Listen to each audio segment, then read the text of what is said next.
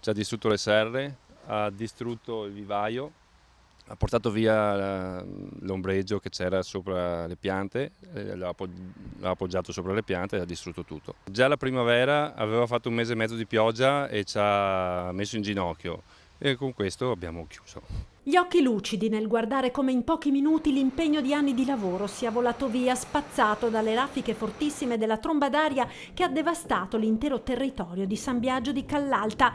La grandine, il vento ed il nubifragio non hanno risparmiato il centro e le frazioni, Rovares, Percenigo, San Martino, Sant'Andrea di Barbarana, ovunque si contano i danni dell'ondata di maltempo. Ha provocato numerosi danni a strutture, a tensostrutture, a impianti sportivi e anche lungo la viabilità, perché abbattimento di alberi che hanno invaso la sede stradale piuttosto di rami ma di grosse dimensioni. Ci sono stati anche allagamenti purtroppo perché tra la grandine e le forti raffiche di vento le stesse foglie sono andate a intasare quelle che erano le caditoie per lo scarico dell'acqua, quindi hanno invaso anche sedi stradali ma anche degli scandinati.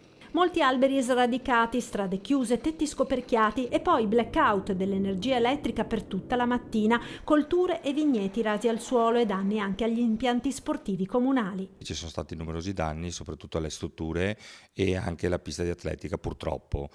Provvederemo quanto prima sicuramente a aggiustarli, a sistemare tutti per renderla agibile e operativa immediatamente. Dopo la stima completa dei danni, sentiti anche i sindaci dei comuni vicini colpiti dalla tromba d'aria, verrà richiesto alla Regione lo stato di calamità naturale.